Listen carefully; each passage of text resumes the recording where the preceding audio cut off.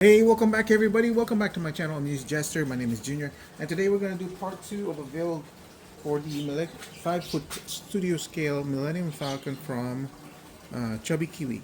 Now, as you can see, I've just finished printing the support core, or the support frame for the Millennium Falcon. That's basically the size of what it's going to do. This is all test fitted. Nothing's glued in, nothing's permanent. I can completely disassemble this per piece if I wanted to. What I've done is, for now, I've just bolted the parts in, as you can see, and everything. This is where the aluminum frame is supposed to slot in. So my goal right now is to determine how many of the parts I will glue by themselves. Now, from Darrin, what I've been told is any pieces like this. Notice that this piece is one piece, one solid print, while this one is two parts, which is basically cut in half, where the aluminum frame is going to go through. Now, from Darrin, he says that I can easily glue all the parts that has two parts like this. This one is two parts. This is two parts. As you can see, it even has a label on it. And I would say maybe 40% is two parts. So he says I can glue that easily. But don't glue this part to that part yet, or don't glue this whole part in one piece yet. Because he wanted to do be able to access, if he needs to, certain parts. So what I want to, so I know I can glue these two, but even if you do, there's going to be some play, as you can see.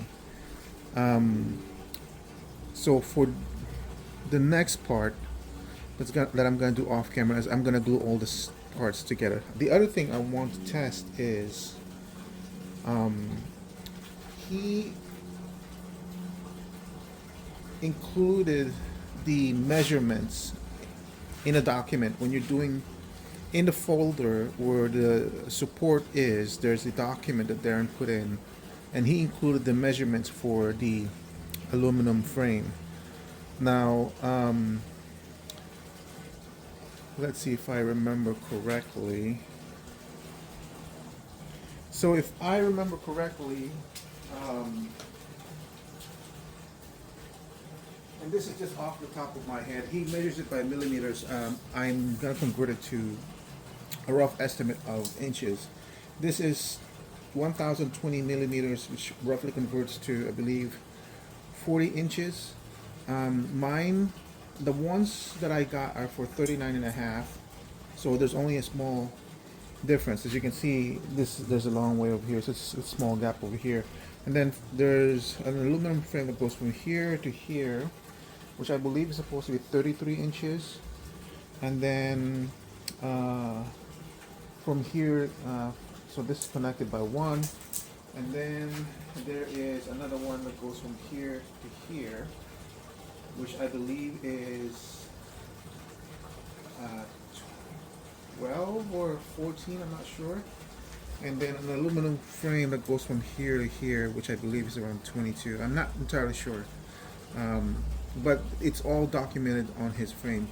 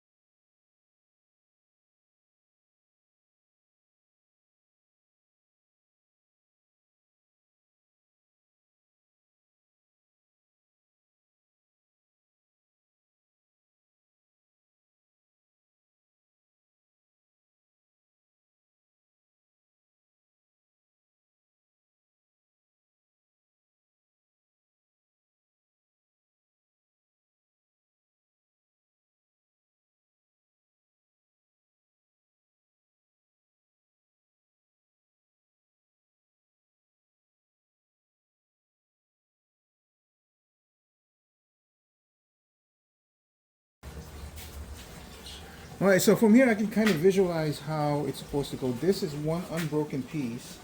This part right here I'm supposed to cut from here and here, connect these two. This is actually, this part actually goes from here only up to here, from here only up to here, and then this part only goes from here only up to here. And that, I believe, completes the main frame. So I'll do a rough measurement of what I need to do, and then I'll compare it with Darrin's measurements that I need to do, making sure it matches or close enough, and then I'll cut the bars, and then I will construct the frame, and from there on I can figure out exactly how I want to do the middle part. So let me go ahead and do that. I'll be right back.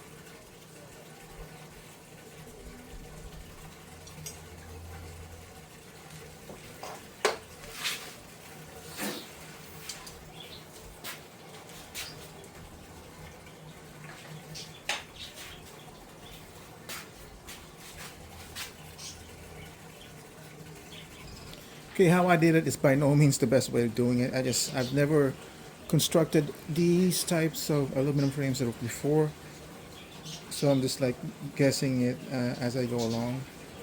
So now, um,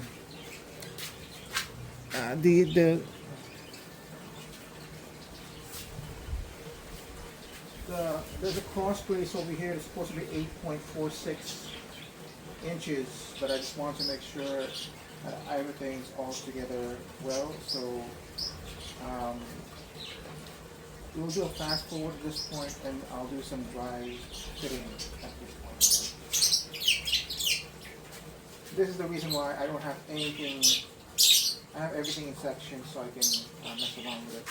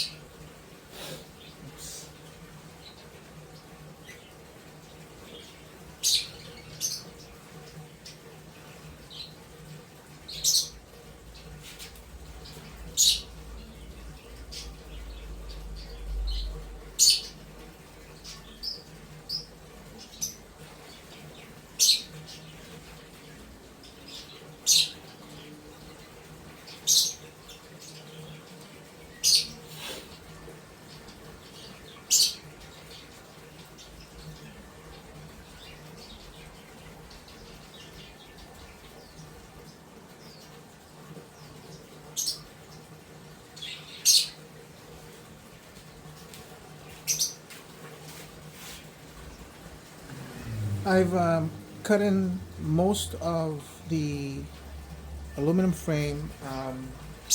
I just want to have a general idea of where I want to screw them together. So what I'll do is I'll do a quick marking of the general location. I mean, if you have chalk, it would be better. I don't have chalk, so I'll just put tape in here for now.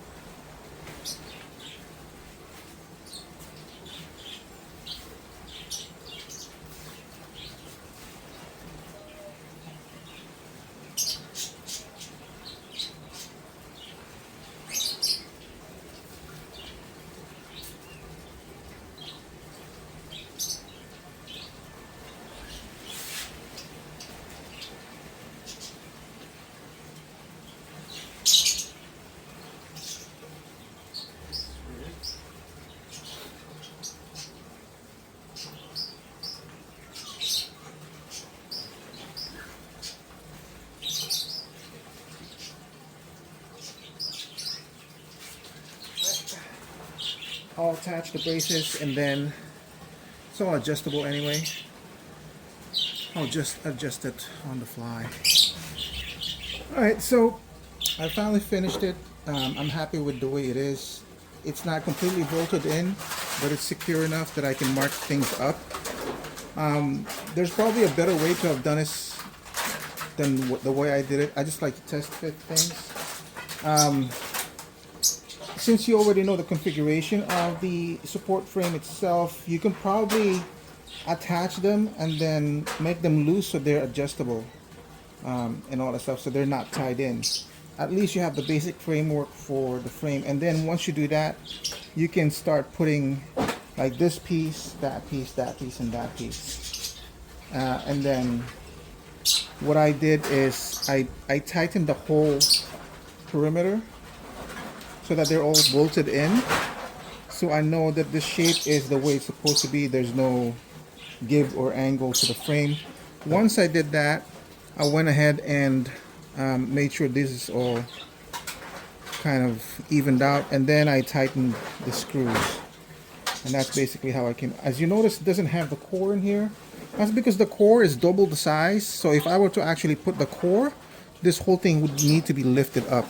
It doesn't really matter because, like I said, the core, everything else is completely can be completely disassembled, so I can always put the core in later on, so that doesn't matter. What I want to know was specifically know where these things are, then I can mark it and I can come back to it afterwards later on. Now that I have the core's marking or the frame's marking, I can go ahead and start disassembling the parts again and figuring out which ones I want to glue permanently. But like I said, with Darrin's instructions, I think you can always just glue the parts that are coming in halves and glue them together. I just wanted to test fit it myself, so it's a lot of extra work, but it's my project. You can do whatever you want.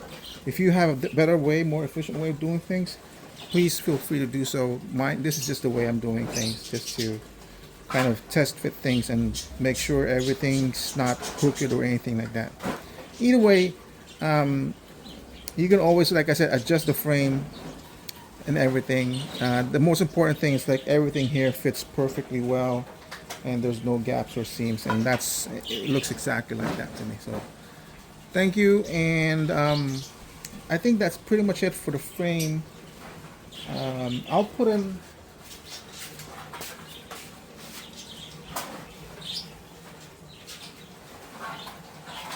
core, as you can see, is double the size, and for me to put the frame in there, it would be floating. I think it can support it, but it basically sits right here, and then it would lift the whole thing up, and it would just make it so much more cumbersome, and I'm not ready to do that yet. My next step is to glue the necessary parts together, which will take me probably about a few days or so, and then test fit it again. And then I want to see if I want to glue any more parts of the frame. That's beyond what Darrin is instructing, but that's completely on me, and I'm not gonna video that part of the process, because if I make a mistake, I don't want you guys to be making the same mistakes. Anyway, thank you for watching. I hope to see you guys in my next part of the build and any more reviews coming up. Bye.